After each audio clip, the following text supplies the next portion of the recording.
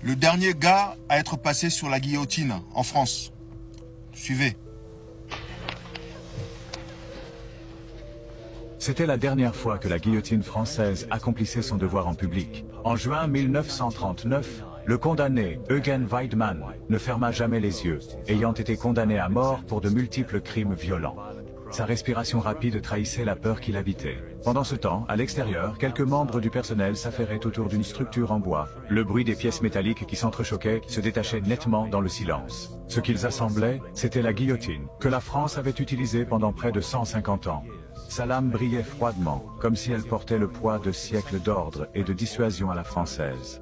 Conformément à la procédure pénitentiaire, on lui remit un costume sombre. Ce n'était pas une tradition particulière, mais une façon de lui permettre de conserver sa dignité dans ses derniers instants. Ayant veillé toute la nuit, ses yeux étaient vides et ses pas hésitants. Il avait besoin d'aide rien que pour tenir debout. Au bout du couloir, un prêtre attendait, une écriture sainte à la main. Dans le doux murmure des prières, les émotions de Weidmann se calmèrent quelque peu, bien que ses mains tremblassent toujours de façon incontrôlable. Il fut ensuite conduit sur le lieu de l'exécution. En chemin, un gardien lui proposa un verre et une cigarette. Il refusa l'alcool, mais, les mains tremblantes, alluma la cigarette. On ne peut s'empêcher de se demander, même un homme coupable de crimes terribles aspirait à un peu de familiarité et de calme au tout dernier moment. Avant qu'il ne s'approche de l'appareil, un gardien lui ouvrit délicatement le col de sa chemise. C'était pour éviter toute gêne lors de l'exécution. À ce moment-là, Weidmann était presque inconscient. Deux gardiens le soutinrent et l'amenèrent jusqu'à l'appareil froid. Le levier fut actionné et tout s'arrêta brusquement.